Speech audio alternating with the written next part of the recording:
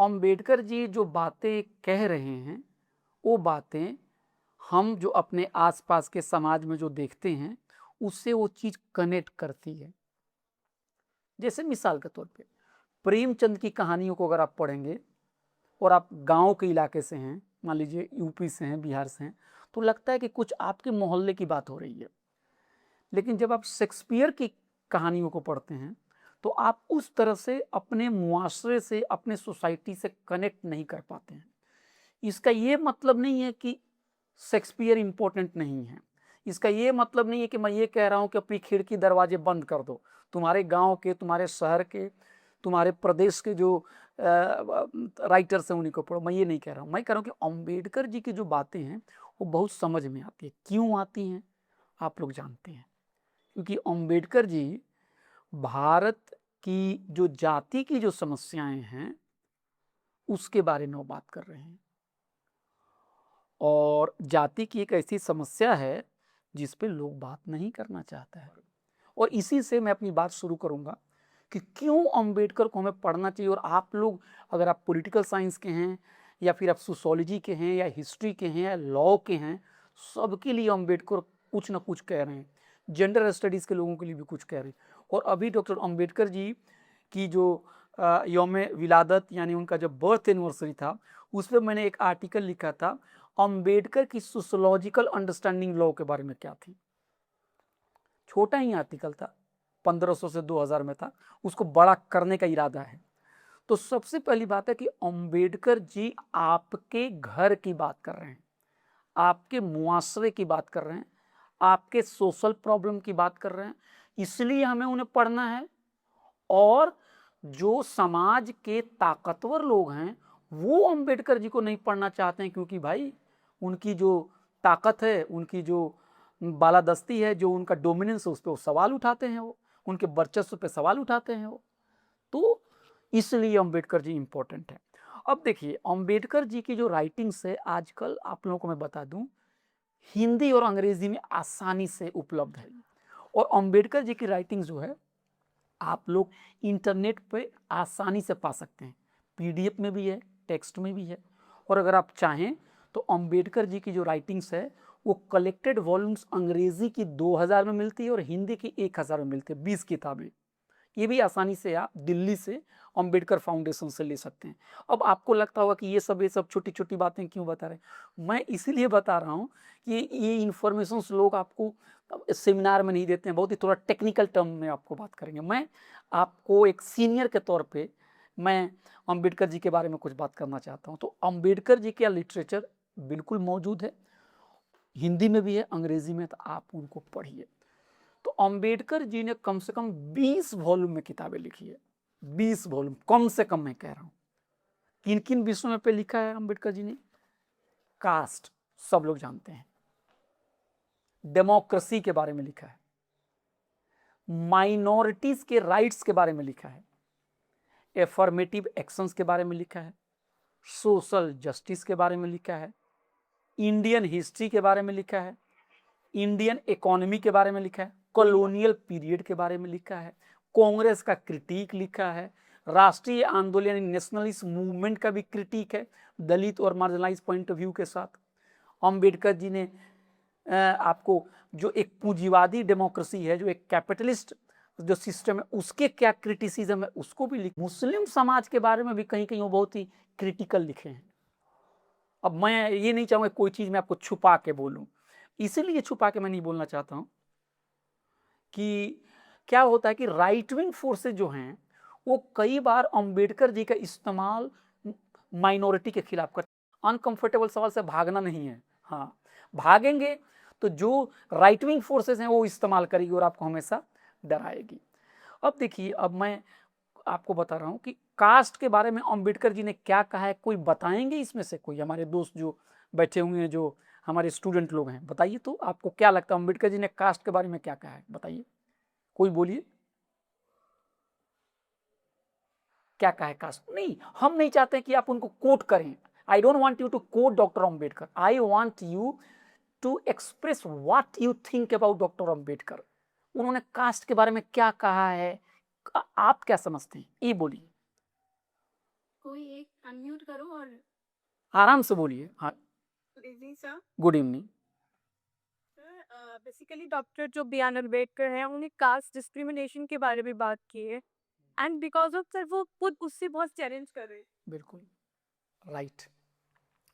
अब देखिए, आप लोग ही जो जो बताएंगे मैं उसी को आप लोगों से चोरी कर करके वही मैं बताऊंगा। देखिए, इन्होंने क्या कहा कि अंबेडकर जी ने कास्ट को महसूस किया था, इसीलिए वो कास्ट के बारे में बोले हैं। यही आर्गुमेंट जेंडर स्टडीज का भी है। एक्सपीरियंस बहुत इंपॉर्टेंट होता है। तो अंबेडकर जी को जीवन में एक दलित होने की वजह से, जिसको हम उस जमाने में कहते थे अनटचेबल, वो अंबेडकर जी उसके लिए शब्द इस्तेमाल कर रहे हैं डिप्रेस्ड क्लासेस। तो अंबेडकर जी, आपको पता होना चाहिए कि अंबेडकर जी पिता जो थे फौज में काम करते थे, आर्मी में काम करते थे। और अंबेडकर जी ने बड़ौदा महाराज की मदद ली, अंबेडकर जी ने साहू जी महाराज की मदद ली। इन लोगों की मदद से वो बाहर जाके पढ़े, बहुत अच्छी तालीम हासिल की। देखिए, आज भी हमारे ज़माने, आज के ज़माने में 2020 में लोग ग्रेजुएशन नहीं कर पा रहे हैं। आज से 100 साल पहले पीछे अंबेडकर जी अमेरिका और इंग्लैंड से जाके डिग्री लेके आ रहे हैं। सोचिए, कोई कम्युनिकेशन नहीं था, है ना, तब भी अंबेडकर जी लेके आ रहे हैं। और जब अंबेडकर जी डिग्री लेके आ रहे हैं और जब वापस आ रहे हैं और उनका कुछ मुआहदा था, यानी कुछ एग्रीमेंट था कि बड़ौदा महाराज के यहाँ वो कुछ काम करेंगे, ठीक है। तो जब वो लौट के आ रहे हैं बड़ौदा स्टेशन पे, तो कोई गाड़ी वाला उसको गाड़ी में नहीं बैठा रहा है डॉक्टर अंबेडकर को, है ना।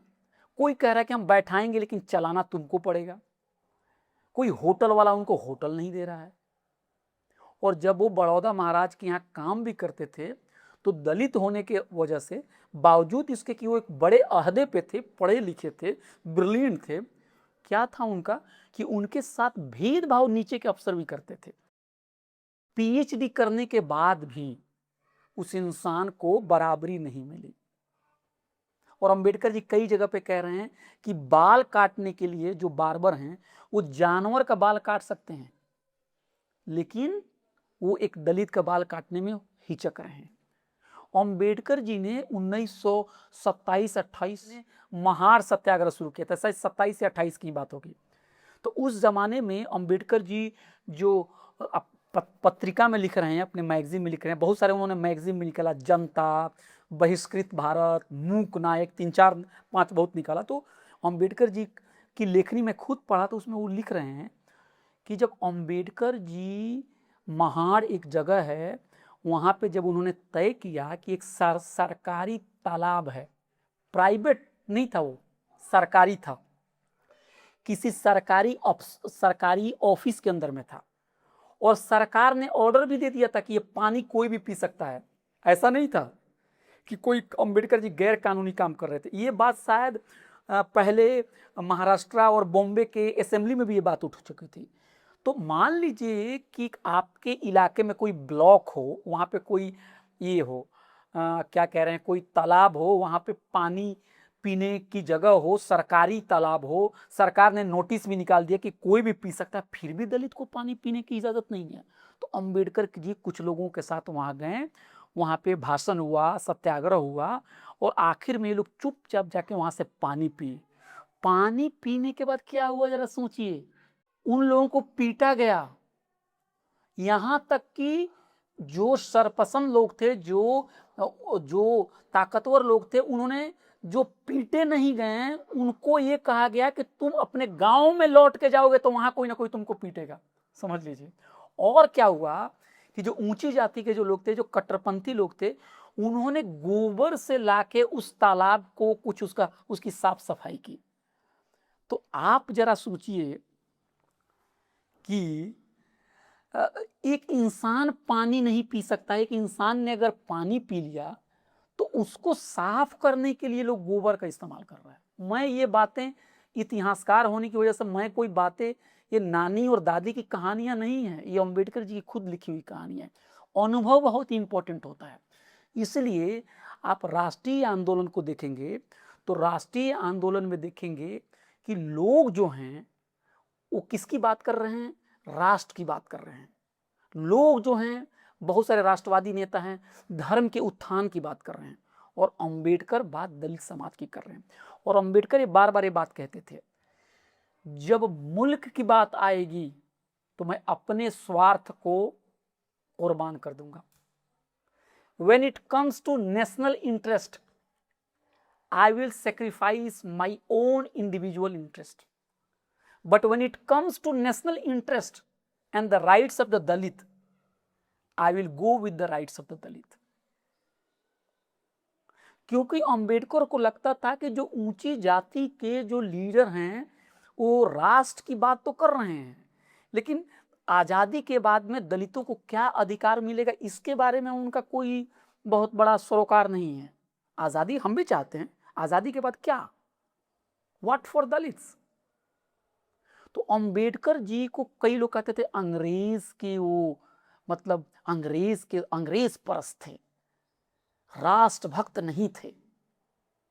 अंबेडकर जी ने तो अपनी पोजीशंस क्लियर कर दी, when it comes to the interest of the country and my own interest, I will sacrifice my own interest.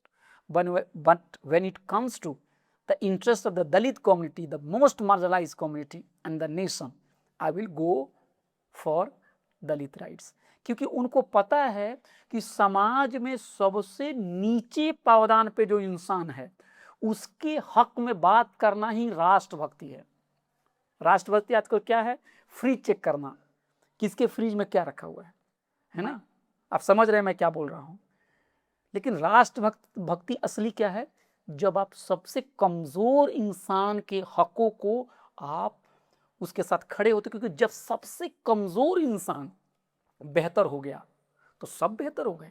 अगर रेलवे में जनरल कंपार्टमेंट में सफाई हो गई, वहां पे सुविधाएं हो गई, तो स्लीपर और एसी में ऐसे ही सुविधा हो गई। तो अंबेडकर जी अपने आप को महसूस किए थे, वो दर्द को महसूस किए थे, उसी लिए अंबेडकर की लेखनी बाकी लोगों की लेखनी से अलग हो जाता है। हमारे देश में बहुत सारे सोशलिस्ट लीडर भी हैं, बहुत सारे सेकुलर लीडर भी हैं, उनकी कुर्बानियों को मैं सलाम करता हूँ, लेकिन वो जाति के प्रश्न को नहीं उठा पाए क्योंकि वो उसको नहीं झेले थे। तो अंबेडकर जी ने जाति के प्रश्न को झेला, उसको आर्टिकुलेट किया और दलितों के अधिकार के लिए, वंचितों के अधिकार के लिए हमेशा लड़ा। और अंबेडकर जी अपने कलेक्टेड वॉल्यूम्स में कई जगह कहते हैं, मुझे प्रोफेसर की भी नौकरी मिल सकती थी, ऑफर था, जज बनने का भी ऑफर था, लेकिन मैंने सामाजिक जिंदगी को अपनाया, राजनीतिक जीवन को अपनाया, क्योंकि मैं अपने समाज की भलाई करना चाहता हूँ। आज हम लोग क्या सोचते हैं कि पापा कहते हैं बेटा नाम करेगा, इंजीनियर बनेगा, डॉक्टर बनेगा। बनो भैया, डॉक्टर बनो, इंजीनियर बनो, मैं बहुत खुश हो जाऊंगा अगर कोई डॉक्टर इंजीनियर बन जाएगा, लेकिन लॉयर कौन बनेगा? लॉयर भी बन जाओगे, कारपोरेट लॉयर बनोगे, तो तुम्हारे इलाके में दलितों के ऊपर जो हमले होंगे, कमजोरों के ऊपर हमले होंगे, उनका केस कौन लड़ेगा? सिविल राइट्स की रक्षा कौन करेगा? लोगों के शहरी हुकूक को कौन रोकेगा? उसकी रक्षा कौन करेगा? उसके ऊपर हमले होंगे। तो अंबेडकर जी ने हमेशा एक पब्लिक लाइफ को चुना। आजकल पब्लिक लाइफ को क्या कहा जाता है? अपनी जिंदगी बर्बाद करने के बराबर है। करियर बनाओ। भाई करियर बनाओ, सब करियर बनाएंगे तो समाज कैसे चलेगा? तो अंबेडकर जी ने, यही वजह थी कि अंबेडकर जी चाहते तो उस जमाने की जो डोमिनेंट पार्टियां थी, कांग्रेस, उनके साथ वो उसमें मिल जाते, मंत्री बन जाते, हमेशा के लिए मंत्री बने रहते। लेकिन उनका कांग्रेस से भी विरोध था, उनका महात्मा गांधी जी से भी विरोध था। क्यों विरोध था? यही से मैं जाति के सवाल को खोलना चाहता हूं। अंबेडकर जी के लिए जाति का जो सवाल है, वो समझिए आप एक रेलगाड़ी को आप दिमाग में इमेजिन कीजिए। ये मेरा एक दोस्त था जेएनयू में, उसने मुझे कहा था कि देखो, मैंने बोलता था कि कास्ट की बात वो भी करते हैं, आप क्यों उनको क्रिटिसाइज करते हैं? वो बोला देखो, कास्ट की बातें करने के दो टेक्निक हैं। अब उसने मुझे एग्जांपल दिया, मेरे दोस्त ने, रेलगाड़ी को तुम करो, एक आप इमेजिन कीजिए एक रेलगाड़ी को, रेलगाड़ी के अंदर में एक डब्बा आपने कास्ट का लगा दिया, एक डब्बा मुस्लिम का लगा दिया, एक डब्बा दलित का लगा दिया। कहता है मेरा दोस्त, ये कास्ट की एनालिसिस नहीं है। कास्ट की एनालिसिस है कि जो पावर इंजन है, जो मोटर है, वहां तुम कास्ट का डब्बा डालो। कास्ट को वहां पर रखो, वहां से देखो। जैसे आप किसी से पूछेंगे, किसी संस्था में पूछेंगे कि यहाँ पे तो दलितों की कोई नुमाइंदगी नहीं है, किसी से भी पूछिए, अपर कास्ट हिंदू से पूछिए या अपर कास्ट मुस्लिम से पूछिए या अपर कास्ट सिख से पूछिए या ईसाई से पूछिए, वो क्या कहेंगे, हम जाति नहीं देखते हैं, हम सबको बराबर लेके चलते हैं। लेकिन सोशियोलॉजिकली आपको सोचना होगा, is this answer so simple, is this statement so innocent? No. आज ग्लोबल यूनिवर्सिटी में महिलाएं हैं तो उसके लिए एफर्ट्स लगाया गया है, तभी महिलाएं वहां पे हैं। किसी भी संस्था में अगर लोग नहीं हैं तो ऐसा ही नहीं है कि नहीं हैं, आप नहीं चाहते हैं कि वहां पे लोग आए। अगर लोग नहीं हैं तो आपने उनको लाने के लिए क्यों नहीं पॉलिसीज बनाई? तो कास्ट जो अंबेडकर जी देखना चाहते थे, वो कास्ट जो है, ऐसा नहीं है कि हमें कहे कि या my so many friends are lower caste, my friend is a Dalit, I eat with my, I share bread with the Dalit. No भैया, it's good that you are very kind, you have so many friends from the Dalit community. That is not exactly what Ambedkar is concerned about. जैसे बहुत लोग बोलते हैं मेरे मुस्लिम बहुत से दोस्त हैं, भैया मुस्लिम तुम्हारे बहुत से दोस्त हैं तो मुस्लिम लोग यूनिवर्सिटी में उनका ड्रॉप आउट हो रहा है, इसके लिए कभी आप कंसर्न हैं? बंगाल चुनाव में वो हाशिए पे आ गए, इसके बारे में आपका कंसर्न है?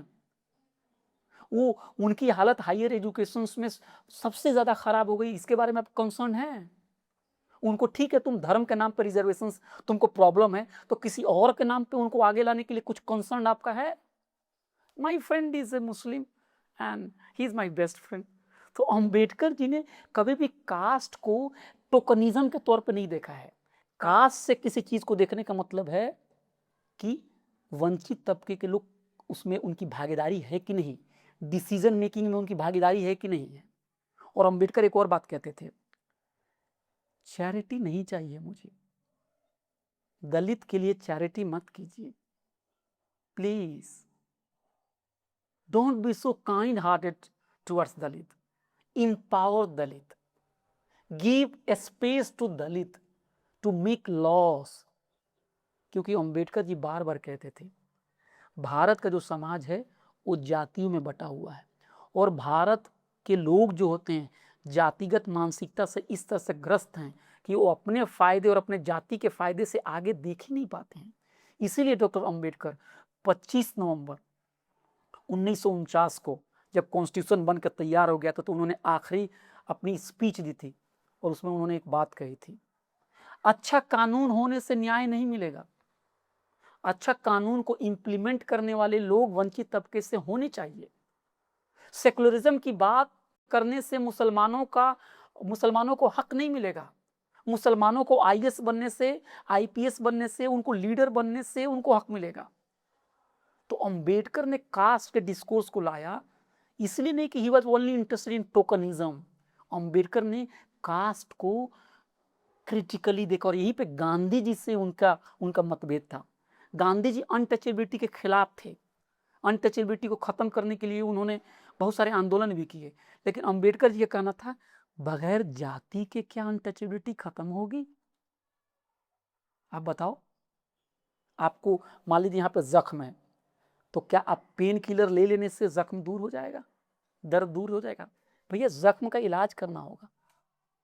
तो जब तक आप दलितों को भागीदारी नहीं दोगे, जब तक दलितों को लैंड नहीं दोगे, जब तक दलितों को सत्ता में भागीदारी नहीं दोगे, जब तक दलितों को अधिकार नहीं दोगे, जब दलितों के जब तक तुम शादियां नहीं करोगे, उनके साथ खाना नहीं खाओगे, उनके साथ बराबरी नहीं करोगे, तब तक ये कहने से नहीं होगा oh my friend, my best friend is a Dalit, oh my best friend is a Muslim. नहीं भैया। तो अंबेडकर का जो कास्ट का जो चश्मा है, जिसकी वजह से उनके गांधी से भी मतभेद हुए थे, वो चाहते थे कि जाति पर आधारित समाज न चले, वो चाहते थे कि वर्ण व्यवस्था न चले, वो चाहते थे कि मजदूर, गरीब, किसान, गरीब से गरीब आदमी को अधिकार मिले। और ये बात जब अंबेडकर कह रहे हैं तो अंबेडकर सिर्फ दलित के लिए नहीं कह रहे हैं।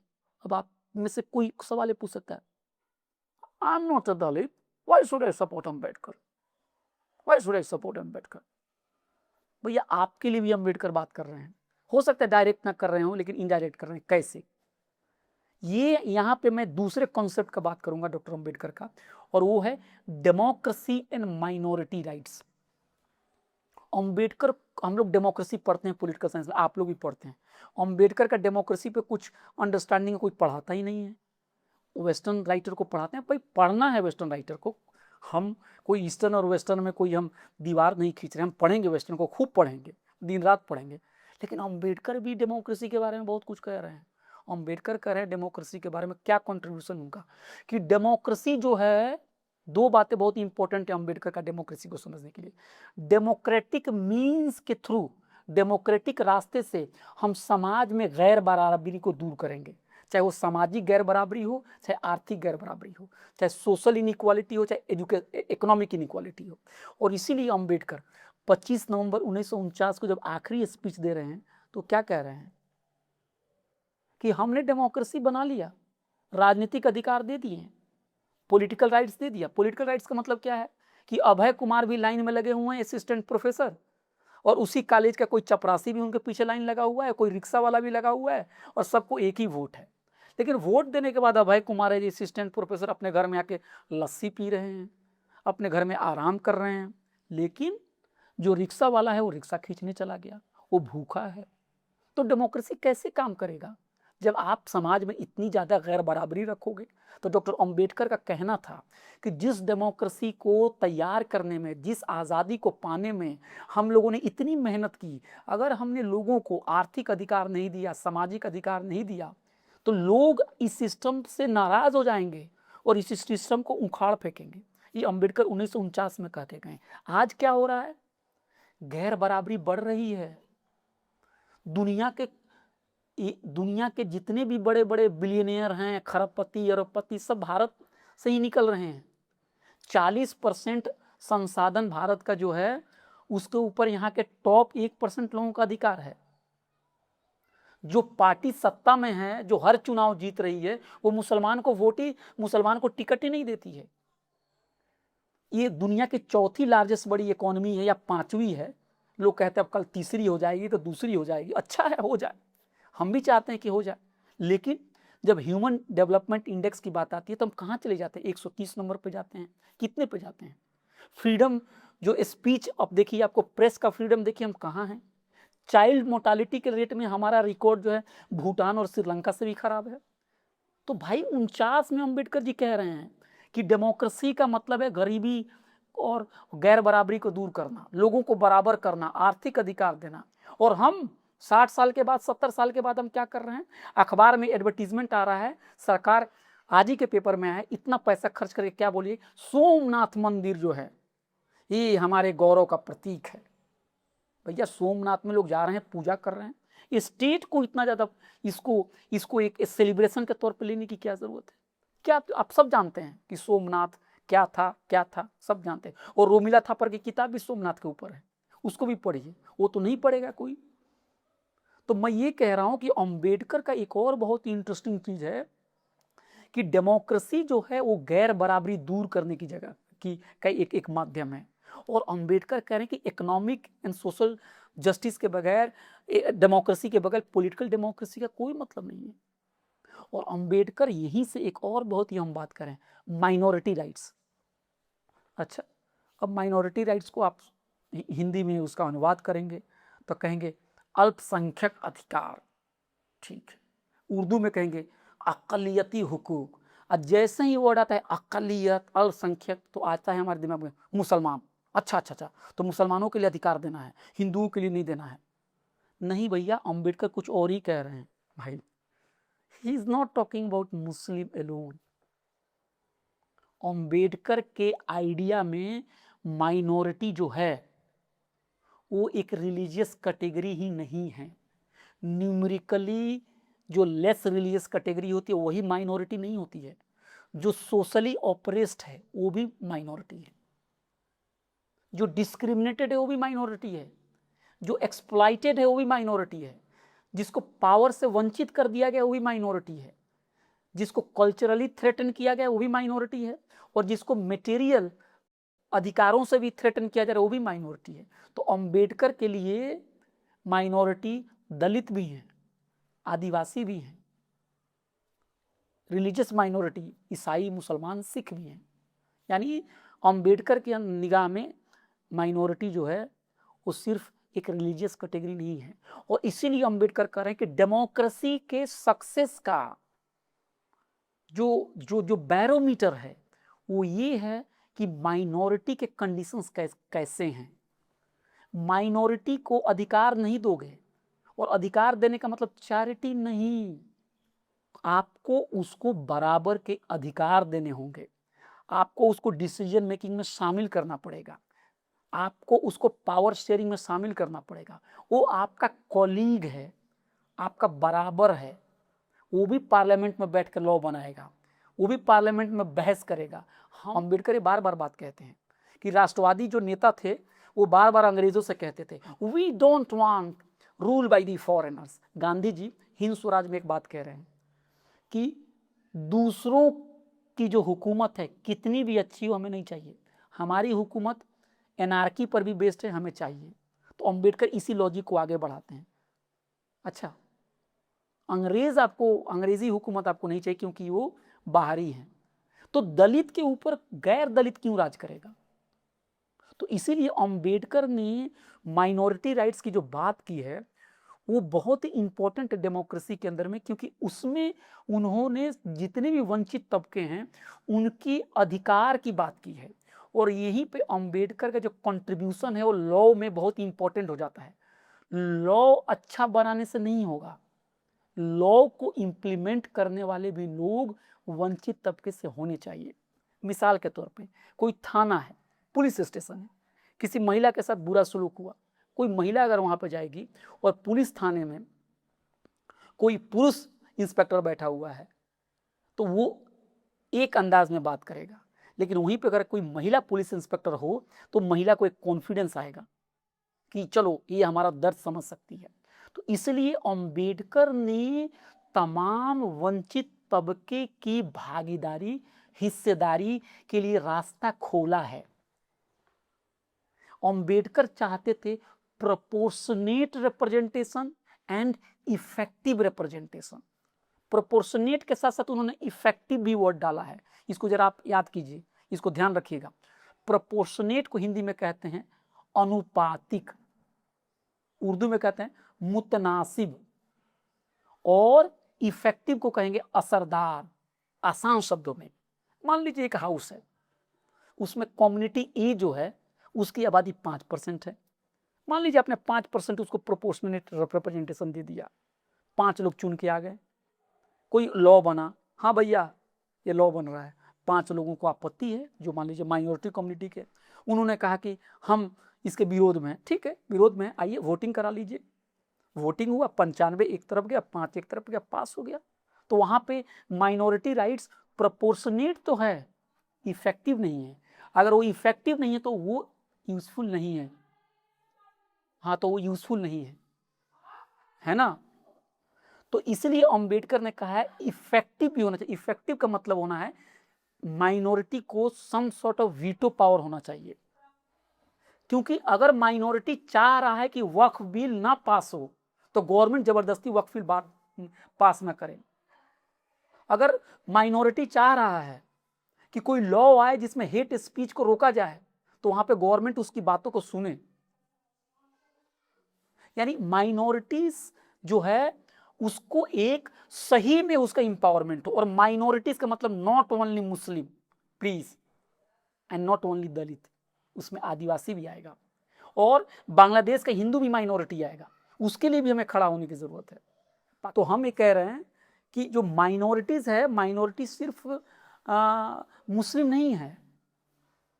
तो अब मैं कंक्लूड करूंगा, बहुत कुछ बोला, बस बात इतना ही है कि डेमोक्रेसी जो है अंबेडकर कह रहे हैं, और इसी पे मैं खत्म करूंगा, डेमोक्रेसी जो है अंबेडकर कह रहे हैं, उन्होंने डेमोक्रेसी के परिभाषा में एक बहुत बड़ा ये किया है, मतलब उसमें उन्होंने योगदान दिया है, कंट्रीब्यूट किया है। डेमोक्रेसी को लोग क्या कहते हैं कि जनता की सरकार, ठीक है, अंबेडकर कहते हैं बहुत अच्छा जनता की सरकार, लेकिन उसमें एक ऐड कर रहे हैं, मगर जनता की सरकार ठीक है, लेकिन जनता द्वारा जनता की सरकार। इसका क्या मतलब हुआ? इसका मतलब हुआ कि अगर समाज में दलित हैं, आदिवासी हैं, मुस्लिम्स हैं, पिछड़े हैं, तो कोई गैर दलित, कोई गैर आदिवासी उनके बारे में अच्छी अच्छी बातें पार्लियामेंट में करे, इससे बेहतर है कि उस समाज के लोगों को वहां पे जगह दी जाए। तो आप जो टिकट का बंटवारा होता है, जो पार्लियामेंट का कंपोजिशन आप देखिए, वहां पे आप क्या देखते हैं? आप देखते हैं कि वहां पे जो ताकतवर जातियां हैं उनकी संख्या कम है, लेकिन वो लोग बड़ी तादाद में हैं। लेकिन जो माइनॉरिटीज हैं उनकी संख्या ज़्यादा है, लेकिन उनका परसेंटेज डिक्लाइन हो रहा है। तो मुझे लगता है कि हमें डॉक्टर अंबेडकर के थॉट को एक फिलॉसफी के तौर पर लेने की ज़रूरत है।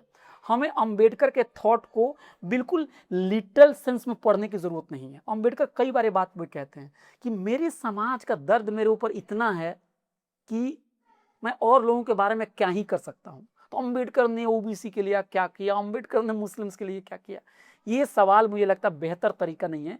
अंबेडकर ने जो कहा कि सारे वंचित तबकों को डिसीजन मेकिंग में अधिकार मिलना चाहिए। माइनॉरिटी का मतलब जो होता है सिर्फ मुसलमान नहीं होता, सिर्फ रिलीजियस माइनॉरिटी नहीं होता, बल्कि सोशली ऑपरेस्ड डिस्क्रिमिनेटेड कम्युनिटी भी होता है। अंबेडकर कह रहे हैं कि पॉलिटिकल डेमोक्रेसी कामयाब नहीं होगी जब तक आप सोशल डेमोक्रेसी नहीं लाओगे और जब तक आप इकोनॉमिक डेमोक्रेसी नहीं लाओगे। अंबेडकर स्टेट सोशलिज्म की बात कर रहे हैं, अंबेडकर मजदूरों के अधिकार की बात कर रहे हैं। तो ये सारे चीजें जो अंबेडकर कह के गए हैं, और अंबेडकर एक और बात कर रहे हैं, आखिरी बात, अंबेडकर ने जब हिंदू धर्म को छोड़ा और बुद्धिज्म को अपनाया, तो अंबेडकर से कहीं किसी लेक्चर में पूछा व्हाट इज बुद्धिज्म, आप बताइए। और भैया बुद्धिज्म के बारे में उन्होंने इतनी किताबें लिखी हैं, है ना, इतनी किताबें लिखी, अब कैसे इतनी आसानी से अंबेडकर बता देते, लेकिन उन्होंने बताया और मैंने भी नोट करके रखा हुआ हूँ। जैसे यूपीएससी में होता है 3 पॉइंट्स, मैं भी बता देता हूँ 3 पॉइंट्स। अंबेडकर ने कहा है कि सुपरस्टिशन, अंधविश्वास, इरेशनैलिटी को रिजेक्ट करना ही बुद्धिज्म है। प्रज्ञा, नॉलेज की बात करना ही बुद्धिज्म है। और मैत्री यानी फ्रेटर्निटी की बात करना ही बुद्धिज्म है। यानी अंबेडकर के थॉट में वो ना वो सिर्फ डेमोक्रेट थे, बल्कि उनका इगलिटेरियन आइडियाज था।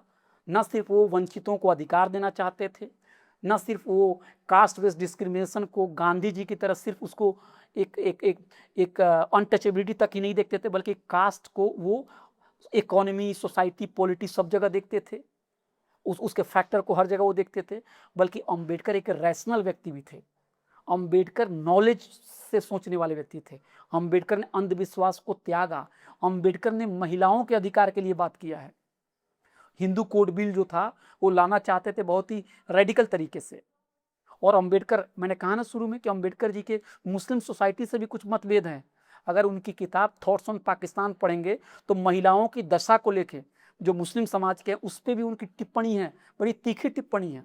अब आपको ले गए वो अंबेडकर को कुछ पता नहीं था, वो मुसलमानों को बुरा दिखाना चाहते थे, ठीक है आप कह सकते हैं उनको, लेकिन कभी सोचिएगा कि क्या वाकई मुस्लिम वीमेन और मुस्लिम मेल क्या वाकई एक बराबर में है? ठीक है, कहीं कहीं होंगे, ज्यादातर हैं।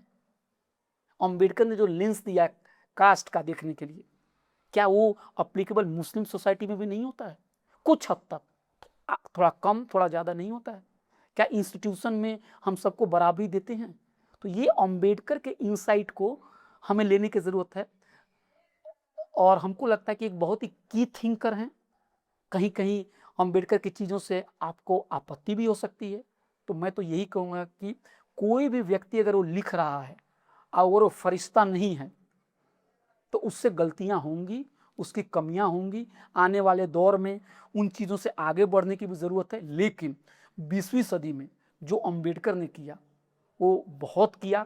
और भारत आज जो भी आपको दिख रहा है, एक जो भी भारत के अंदर में हेल्थ दिख रहा है, उसमें अंबेडकर का बहुत बड़ा रोल है।